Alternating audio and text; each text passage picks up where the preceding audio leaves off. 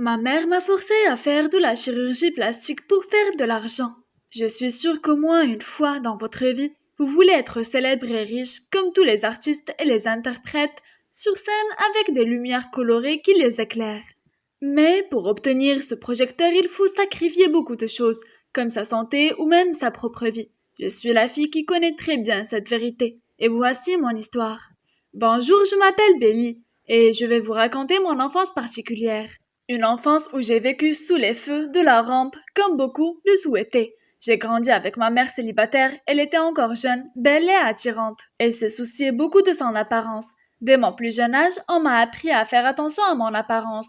Elle me maquillait même si je n'aimais pas. Je sais qu'elle m'aimait et qu'elle a toujours voulu que je vive sous les feux de la rampe, car elle avait toujours voulu que je sois un enfant modèle. Quand j'avais 9 ans, ma mère m'a emmené faire du shopping au centre commercial, au moment de l'événement Street Fashion.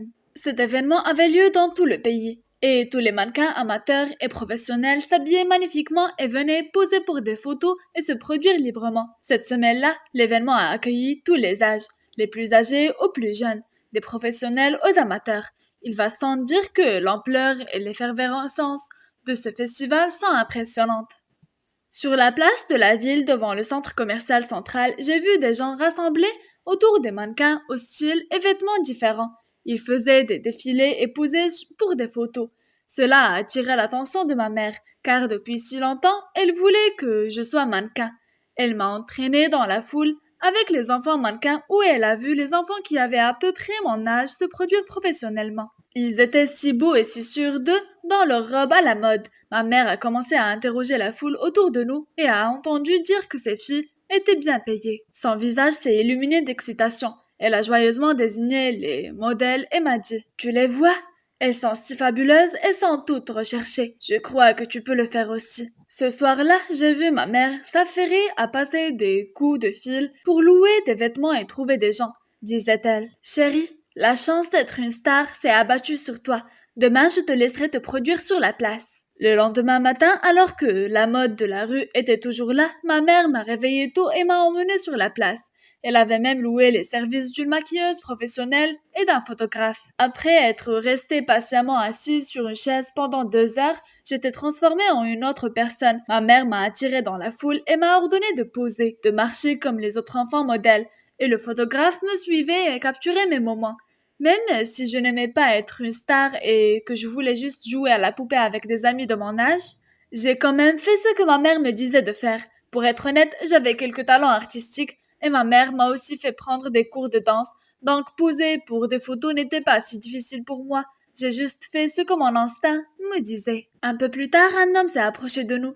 Il m'observait depuis la foule depuis un certain temps. Il était bien habillé et à la mode. Puis, il a donné à ma mère sa carte visite, disant qu'il voyait du potentiel en moi et qu'il me proposait de prendre des cours dans son centre de formation de mannequin. Il réduirait également les coûts. Ma mère n'a pas laissé passer cette occasion. Elle a pris sa carte et m'a rapidement inscrite à ses cours. C'était un centre de formation réputé dans la région. De nombreux mannequins de haut niveau venaient de ce centre. C'était la première fois de ma vie que je venais dans un tel endroit, et quelques jours après, j'ai subi un entraînement très dur. J'ai appris à marcher, à me tenir debout, à marcher avec des talons, à danser, à faire des spectacles. Le temps que je passais dans la salle d'entraînement était plus important que celui passé à la maison et à l'école. Mais ma mère continuait à m'y emmener avec passion tous les jours car elle croyait que cela me ferait briller comme une étoile dans le futur. J'avais de la peine pour ma mère, mais en même temps, je me sentais mal à l'aise parce que tout ce que je voulais, c'était m'amuser et aller à l'école comme les enfants de mon âge.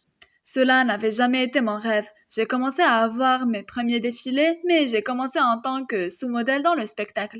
Quand c'était le moment du spectacle, mes pieds étaient encore rouges et enflés à cause des nombreux jours d'entraînement sur des talons hauts.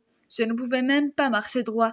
Lorsque je suis entrée sur scène, j'ai essayé de marcher droit, mais mes pieds me faisait tellement mal que j'ai trébuché et mon talon s'est cassé.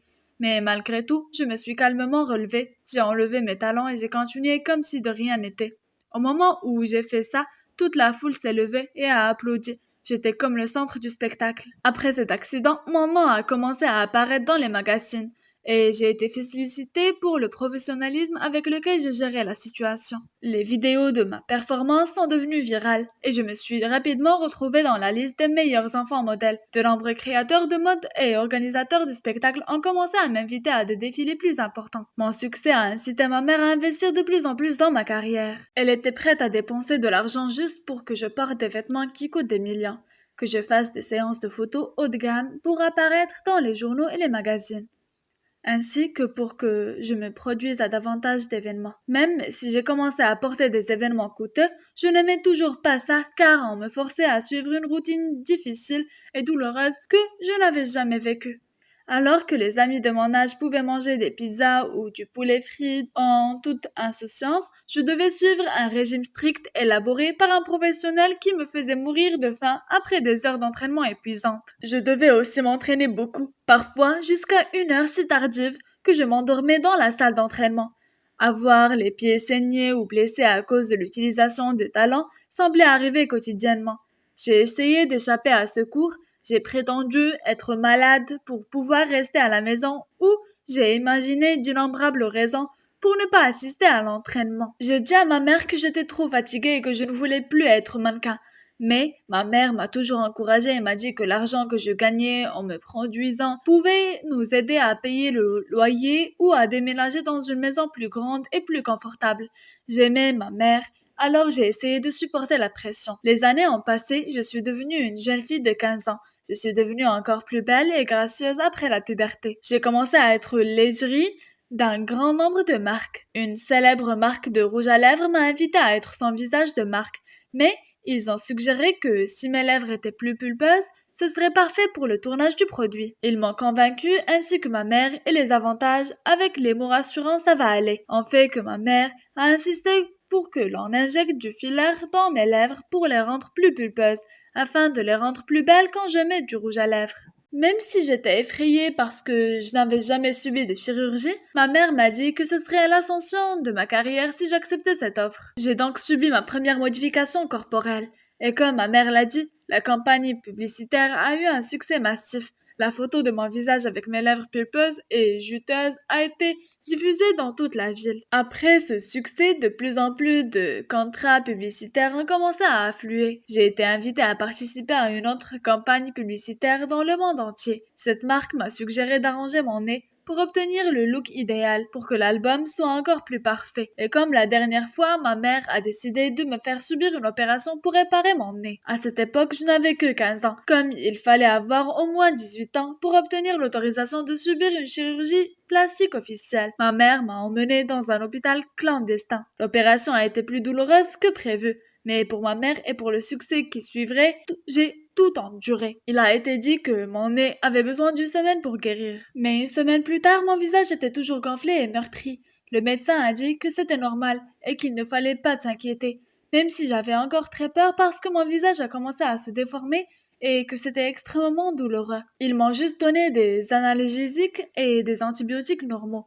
Quelques jours plus tard, mon visage est devenu encore plus gonflé et mes yeux ont commencé à se brouiller alors qu'ils étaient parfaits auparavant. À la fin de la 2e semaine, les choses ont empiré. Je ne supportais plus ce visage déformé et gonflé avec des fissures du nez qui saignaient. J'ai crié et commencé à pleurer. Ma mère était très inquiète et paniquée. Elle m'a serré dans ses bras et a aussi éclaté en sanglots. On m'a envoyé aux urgences et on a diagnostiqué que le cartilage nasal qu'ils avaient planté n'était pas compatible avec mon corps. Si je ne l'avais pas découvert plus tôt, mon nez aurait dû être coupé et ma vue aurait été 80% plus mauvaise qu'avant. Mais heureusement, j'ai été traitée à temps. J'ai suivi de nombreux mois de traitement pour tout réparer.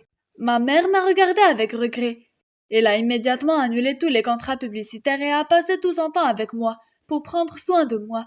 Alors maintenant, vous savez, je suis retournée à l'école, même si j'étais un peu en retard par rapport à tout le monde. Mais je pouvais enfin être une Bélie normale, comme toutes les autres filles. Vivre une vie libre et amusante, ne plus devenir des stars ou des mannequins. Même sans les contrats ou les émissions à $1 million, ma mère et moi sommes toujours heureuses de notre vie normale et simple. Ma mère semble regretter beaucoup de choses parce qu'elle m'a entraînée dans cette histoire de mode. Maintenant, elle va me laisser grandir comme une fille normale et ne me fera plus jamais passer par des moments douloureux.